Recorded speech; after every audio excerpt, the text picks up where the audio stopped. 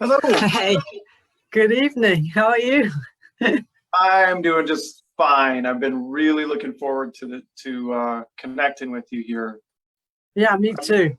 Yeah, Jenny, I first heard about you from our mutual friend Liz, Yeah, yep, and she mentioned this book, yep. Living on the Front Line, Lessons from 10 Years in Africa. And as I was reading it, I thought, I've got to meet this person. I hope people do pick up the book.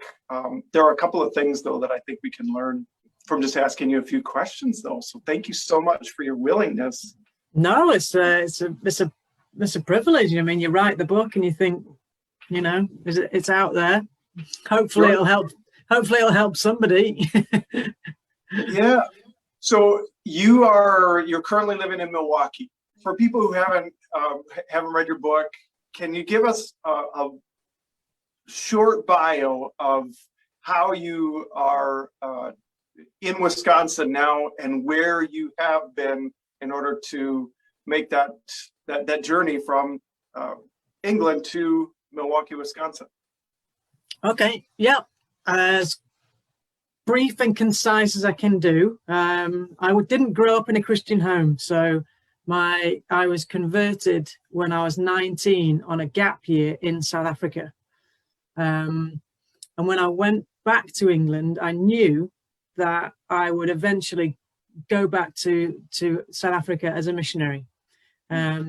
So after finishing university and getting stuck into my local church and doing a lot of mission incarnational stuff in the inner city, the poorer kind of council estates in England for about 8 years, and working for the church, I just sensed that God was calling me back to South Africa to see kind of, I didn't have the language then, but kind of church planting movements. So I was part of a small team in Pretoria, South Africa, looking to plant a church in one of the townships in Pretoria. And it was kind of the classic, corrugated iron, kind of shanty town stuff. We did have a brick house. We were living there. It sounds grand, but it was only me and another girl. That was the sum total of the team. So, I was leading one person, but so, in the midst of that kind of experience, there was, on the right of me, in terms of the neighbors, Zimbabwe had just fallen at the time. So we had, it was a brothel with at least 25 to 30 Zimbabwean women. And then in front of us was Hindu priest. And then to the left was an imam training school where they were raising, Muslim imams. And at that point, it dawned on me that everything I knew wasn't going to work in that setting. And I imagine you and this other woman you were living with probably stood out in that community. Yeah, well, I was the only white woman, and so they thought I was a politician to start with. And my friend was Zimbabwean, so why would we be there?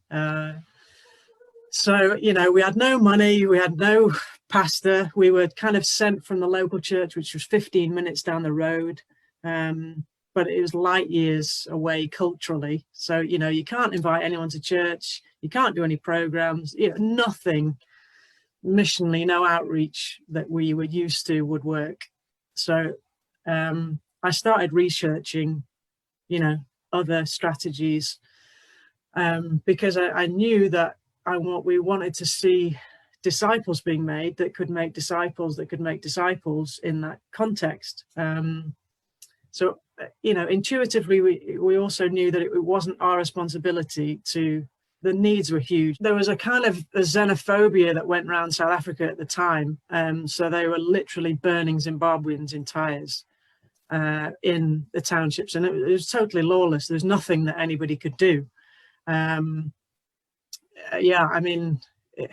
But in the midst of such violence and crime, there was just a sense that God was there, and that he was, he was going to do something, but we just didn't know how.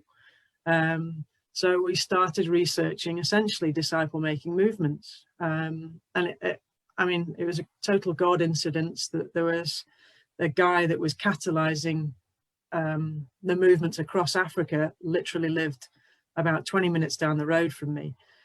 So we contacted him, and he probably mentored me over about 3 years in essentially how to find people of peace and raise them up so that they're the ones that are bringing change in the gospel throughout their community. So it was an extraordinary time. Varying degrees of success and failure, because we were just kind of making it up as we went along, really. I ended up having post-traumatic stress and yellow fever after 5 years, so I had to go back to England, and that's when I did my master's in missiology and development. And after I did that, then I moved to Burundi to train local Burundians in essentially community transformation, but using disciple making movements as the key strategy for that. When you say church planting movement, you're talking about more than kind of a conventional church that plants churches, which is something that we're very familiar with here. Yeah. You're talking about something that is synonymous with disciple making movements. Disciples who make disciples is kind of multiplying. Simple, can I call it like a simple church model? Yeah, I think like maybe 10 or 15 years ago, the terminology was church planting movements, but recently the last 5 years it's interchangeable with disciple making movements. And the reason that people are talking about disciple making movements is essentially we're not called to plant churches, we're called to make disciples, and churches are planted by doing that as the end result. So it's that's a new one from Jesus. That's that goes to the top. So when you say we're called to make disciples, you're talking about the Great Commission, where Jesus says, "Go and make disciples of all nations." So that was my role, to train but local Burundians in how to see their communities, because it's the second poorest country in the world, see their communities transform with the gospel, with the primary strategy of making disciples, because so much of development is so programmatized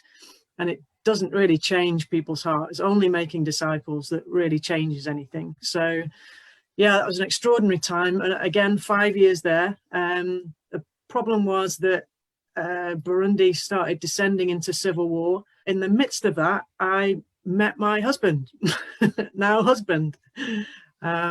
So our first date was in a conference center that was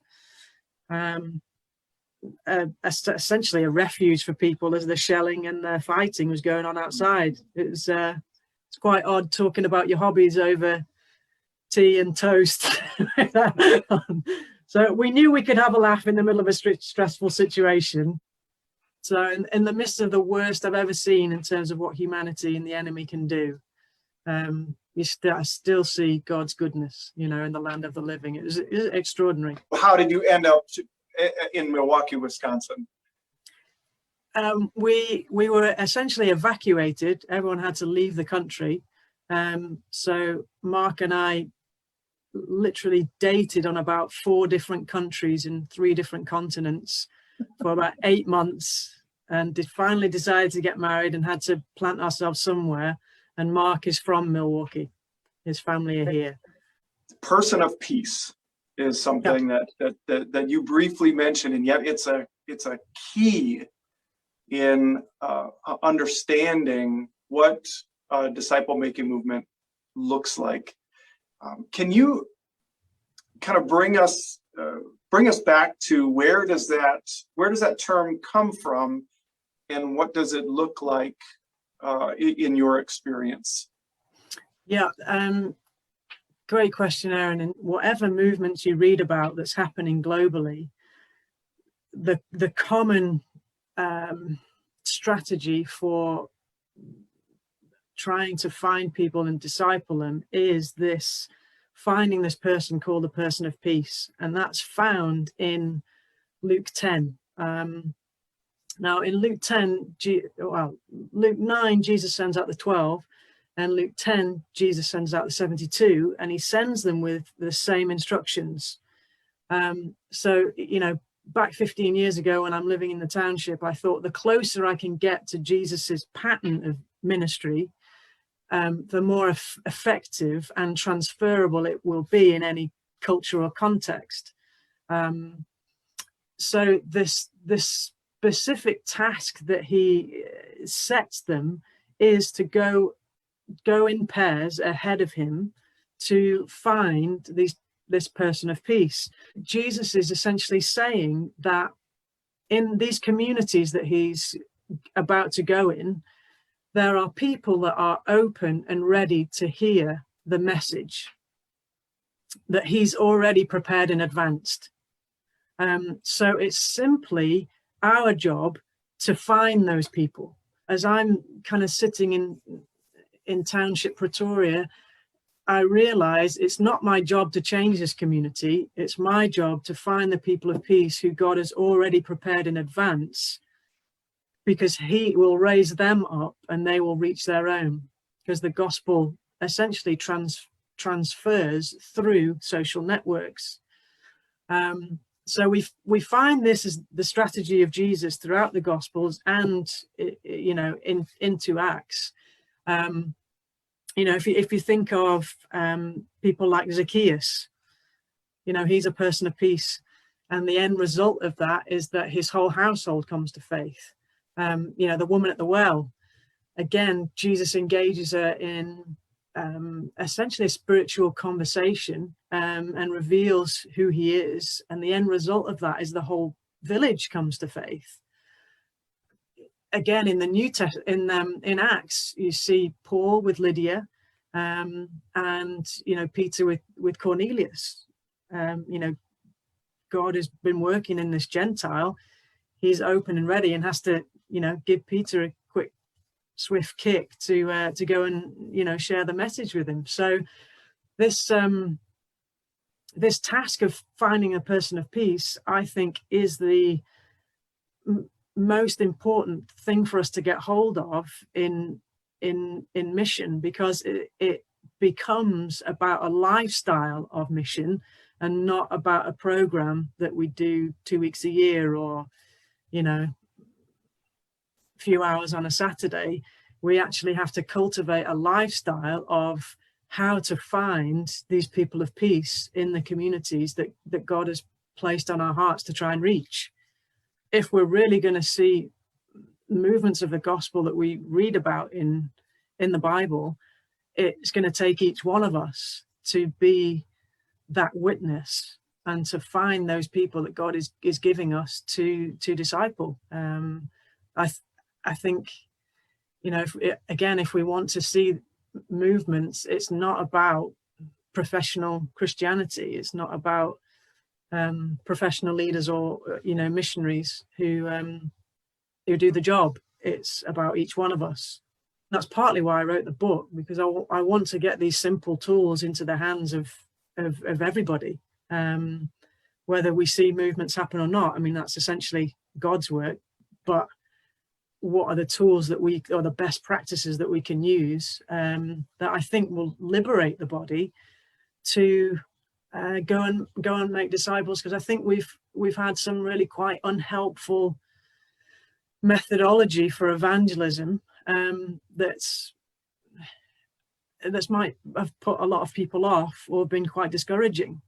But I think if we can get hold of understanding how to find a person of peace and how to even identify one, I think, again, it will empower each person to partner with God in that, really. Our vision is to see God's kingdom come as his will is being done on earth as it is in heaven. And people who do God's will on earth as it is in heaven are disciples. So in order to see our communities, our hearts, our households, our neighborhoods look more like heaven, and to drive out those things that look more like hell, we have said the most important way we can do that is to make disciples. It all ties together. It's just been really tough to figure out how do you do that? What does that look like? This whole idea of the gospel transferring through social networks, not bringing people to a central place, but sending the gospel out, because there's one person in my social network who has a whole other social network that I'll never get to, and they would never walk into our church. Yeah, absolutely. So I want to know, as we have that kind of big vision in mind, that our hearts, our households, our neighborhoods would look more like heaven, that we would be partnering with God and driving out those things that look and operate like hell in our neighborhoods. How do we practically find a person of peace, and then what do we do about it? You've got to be clear about what is the community that you're focusing on. So you've got to pinpoint, is it a neighborhood? Is it a network of people? Who are the people that you're focusing on? Because sometimes we make it so broad that there's no target, which sounds terrible. I don't like to use the word target, but do you know what I mean? So once you've got that, then you really have got to find a million different ways of how to meet people of peace. And the easiest way to do that is to get involved with what's already going on. So in township, South Africa, the thing that everybody did was played soccer. So I just joined the local women's soccer team. I love that you're calling it soccer for our benefit. Well done. I know. Good cultural adjustment there. I'm very bilingual. Sure, you want to call it football, but you're in a Packers country, so. I know. Right. I think sometimes as a church, we think that we're the ones that has to put everything on to be able to connect with people, and that's not necessarily the case. I think sometimes the easiest thing to do is just to find out what's going on in the community and join in, because it gives you a purpose there. It develops trust quickly, and there's a reason to be there. So it doesn't cost you anything financially, but it does in terms of time. Most of the time, people don't find people of peace because they haven't got time. That target community or whatever, they really spend very little time with non-Christians. The second thing in terms of finding people of peace is to find out what the needs are and try and connect with those needs. So, for example, there's the church that we're in, they've got a food pantry. So it gives them access to a demographic of people in the inner city that we wouldn't have access to. But the problem was that the need became the vision. How do you use that as a vehicle to find people of peace instead of just the need becoming the vision? Because then it just becomes a program in itself, and everybody's time is sucked into keeping this program going. Yeah. So if I can speak to our congregation for a moment, because at the time that we're going to air this video live, we'll be gearing up for backyard missions, which we've said from the beginning, it's not about the projects, it's about the relationships, it's about the people, it's about finding an opportunity to have a conversation, to ask somebody, oh, you shared that concern with me, can I pray for you? And to see what the openness is there. So thank you for that reminder. We do need to be constantly reminded. And the key word I think that you said is access. That when we're serving the community, we're really looking for those bridges, those doorways, those things that give us access into a community. Another thing that you said in your book that I just loved is you talk to people as if they're already believers. Yeah. Can you tell us about that? This has obviously been a journey for me over 20 years. I've been trying to find people of peace for 20 years, and it's still difficult.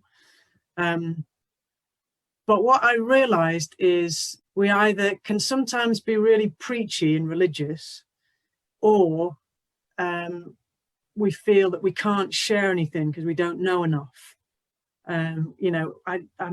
What if they ask me something I don't understand, all that sort of stuff. And I think both of those can really hinder finding people of peace.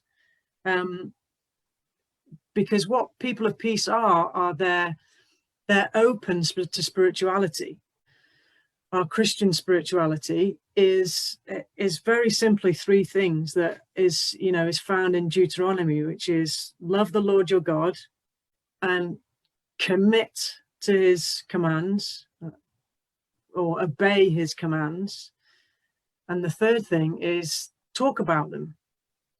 And I think we're all called to witness, and it encompasses those three things. Now, we might not all be evangelists, but I think the challenge for us is to live out this witness as a lifestyle. How do I love God? How do I obey what he says? And how do I talk about it? I started to realize that I just need to share as if everybody is a Christian. So, for example, when we first came to this community that we're living in, I didn't have a green card, and neither did my neighbor, who was from India and was a Sikh from India. So we had a lot of time, and we used to go for a walk, maybe 2 or 3 times a week. One evening she'd say, how's your day today?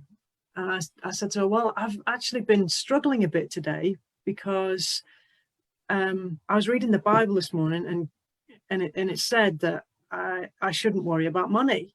But the reality is I do worry about money. And I think what maybe God is saying to me in that is that he wants to break this fear of not having enough. And then I said to her, well, what do you think about that? And she said, well, I struggle about money. I'm not working yet, all that sort of stuff. And so the week later, then she asked me how are you feeling about all that money stuff? And I said, well, it's been amazing actually this week, because what we've decided to do is be more generous. Instead of holding on to money, be more generous. And actually twice we've had checks through the post for different reasons. And she was like, that was amazing kind of thing. So what I tell you that because the conversation wasn't me trying to manipulate to talk about, the death and resurrection of Jesus. It was simply me trying to share my love of God and how I'm trying to be obedient to what he's saying to me each day. And I'm, talking about it. There's very little testimony without obedience. So because of our obedience, we see testimony and transformation in our life, like that example of the kingdom breaking into my life and breaking the fear of not having enough. So I think as we try and find people of peace, we're sharing that spirituality which is communicating something of the kingdom breaking into our life and bringing transformation and change now, not waiting till we die. When somebody is open spiritually, it's so natural to talk about those things. It's not weird. They might not want to talk about church, but they want to talk about a spirituality that is changing and bringing transformation. So that's why I talk to everybody in that way. So the challenge is, are we loving God and are we obeying him and seeing that transformation in our life? Or are we sharing testimonies of 25 years ago and we just became a Christian and we stopped drinking or something? And all of those are valid, but in order for us to find people who are spiritually open, we have to be spiritually open. And in order to see transformation, you really can't get around being obedient to what God is saying and seeing that transform your life. Looking for someone who's open to the conversation. What are some of the other qualifications that you look for in a person of peace? In Luke 10, if you kind of read through that, the first thing is people of peace essentially welcome you into their lives, into their homes. And that, again, that's very liberating, because we don't have to stay with the people who aren't interested. It makes it much more fun and interesting. Sure, yes. So, and the second thing is like you've said, they are open, and they're open to listen to you, not just because you're a nice person, but because of your spirituality, like we've just talked about. And they open up other people to you. That's a big one. Now, in a Western context where it's much more fragmented and much more individual, it's not going to be as big as the extended family size that you see in the developing world in terms of numbers like that. It's going to be much smaller, but the principle's the same. They open up other people to you, and that could just be their wife, it could be their neighbor, it could be just one or two people. And the last thing is they serve you. And this is really important, because if people think that they're a project to be fixed, that, it's going to fall flat. They could be people of peace, but they'll be totally put off if they think, we're there to be fixed. So when you allow people to serve you, it's awful to say, but it really challenges our Christian arrogance, that we've got all the answers, we've got everything, and us and them kind of thing. And it also prevents what you often see is the kind of provider-client relationship, which is very difficult to navigate and find people of peace when you're the provider and they're the client. Again, they feel that they're the recipient, and it's difficult to get that equality. But when you allow people to serve you, you're essentially developing an equal relationship that's reciprocal. It is incredibly important to put yourself in a posture of developing equal relationships. When I've trained people, particularly in the West, who want, the next program, the next quick fix, this isn't quick. Initially, it's incredibly slow and painful, because it takes months and years to find people of peace. The parable of the sower, that there's only one field that produced fruit. I thought I was such a failure. I started 30 groups because I thought they were people of peace, and only 3 of them worked. But because they were 3 people of peace who discipled their household, then they multiplied and multiplied and multiplied. And through those, we saw a movement through the Zimbabwean refugees. So it's very counterintuitive to focus on the few, but that's what you have to do, and it takes a long time. When you're talking about 1 or 2 people, it doesn't feel very significant and very earth-shattering. So it's great to read about these movements with thousands, and but the reality is it doesn't start that way, and it's not glamorous. So yeah, that's a good way to put it, Jane. It's not glamorous, and no. I think that's part of the beauty of doing things the way Jesus does. You make a disciple who then makes disciples who makes disciples. Those disciples probably don't even know who you are. They don't. you could have launched a movement that has seen 10,000 people come to Christ and are now destined for heaven, and what, 6 of them know you. Absolutely. Yeah. That's Yeah. beautiful. I love it. Yeah. It's not glamorous. Yeah. And yet it is consistent with what we see in Scripture. It is. Yeah. Wow. It is. Jenny, thank you so much for taking this time with me, and the book, for anybody who wants to check that out. This is what it looks like, living on the front line, lessons from 10 years in Africa. I just really appreciate you answering some of our questions today, and I am excited to catch up with you later on and have a conversation and let you know some of the feedback that I get, or some of the efforts that people make, and some of the things we discover about what this looks like in central Wisconsin. So thank you so much. No, I really appreciate it, Aaron. Please, let's connect again.